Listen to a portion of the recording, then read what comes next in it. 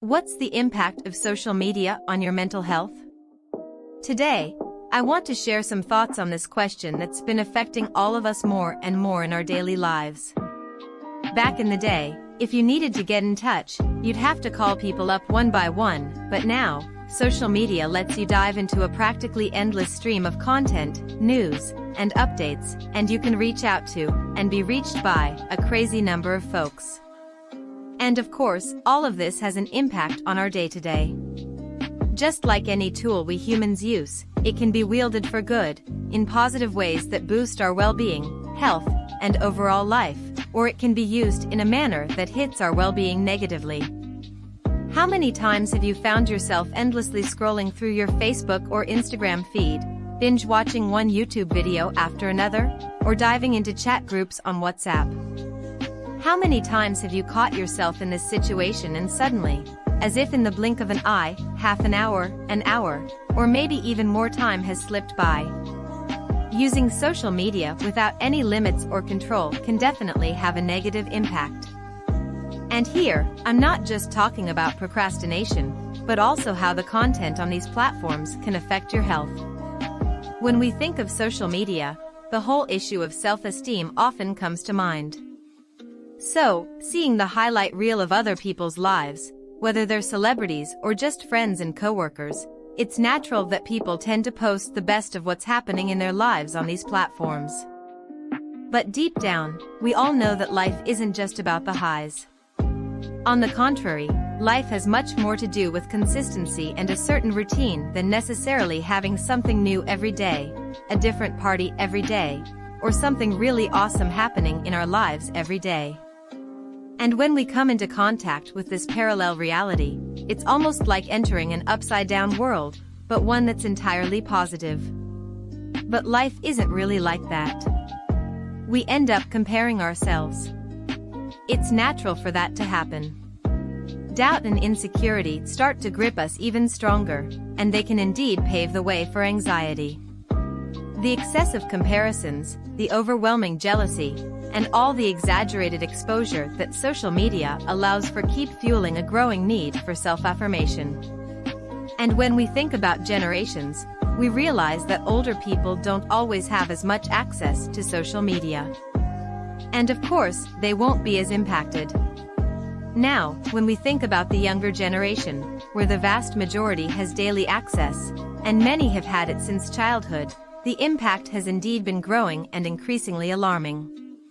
The social media platforms themselves have been trying to create mechanisms to help with this. iPhones and Android operating systems have been coming up with ways to reduce social media usage. With all of this, circling back to the topic of young people who are born into the internet and social media era, it gives more and more strength to social isolation, sedentary lifestyles, meaning not getting enough physical activity or doing it insufficiently, and low academic performance, which can indeed be related to both lack of focus and procrastination. If you're a parent, relative, or close to children or teenagers today, it's important for you to check how these young ones are using social media. Think about how, for you, who didn't grow up with all these stimuli and online interactions, you've already felt the impact at times. Now, imagine these kids who are just starting out in life. Their brain isn't fully developed yet. It's crucial that we take care and have this responsibility. And of course, folks, getting back to the adult side, we have anxiety and depression. Yeah, we can talk about them as mental disorders. It's not like social media alone is going to cause anxiety or depression.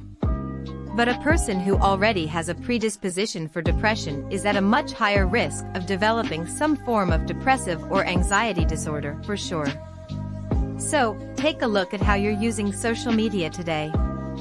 Is it a usage that's helping me engage with content that's good for me, or not? Maybe today the way I'm using it is going beyond what's healthy, beyond what I'd like to be doing. I want to wrap up our video here with, of course, some tips, right? And the first tip I want to share with you is to limit your usage time. Social media can't impact us as much if we keep our usage quite limited. And of course, during this time when you're reducing or limiting, it's also important not only to set those limits but also to have a positive use. So, if you have platforms like Instagram, Facebook, YouTube, all of these not only allow you to engage with new content but also let you follow profiles, pages, or today, take a look at the profiles and channels you're following that add something meaningful to you. And if it's not a family member, not an important person, not a page that doesn't really provide valuable content for you, go ahead and unsubscribe because it's not worth engaging with content that doesn't make sense to you. And an extra tip, of course, for the moms and dads, right? With the hustle and bustle of daily life, it's not always easy to monitor as much as we know we should what kids or teenagers are consuming on the internet.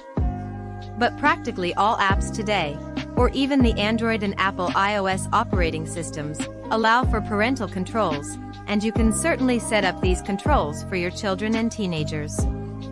It's also important, of course, to talk about what they're consuming, what they're doing, and whenever possible, check what they're consuming yourself to see if it's age appropriate, if it's suitable for that young person. Remember, you're the adult in the relationship. You're the one guiding their development and care in all of this. And if you feel like your quality of life isn't great today, if your phone has been hindering you a lot, maybe causing you to waste time, it might be time to seek professional help. If you need assistance dealing with this issue, you can start therapy with Eureka today. Our professionals know what to do to help you, guiding you to detach from all that's draining your energy, your mental health. I hope you found today's tips useful, and if you have any comments or feedback, please leave them down below. It's always good to hear what you're thinking. Big hugs, and until next time.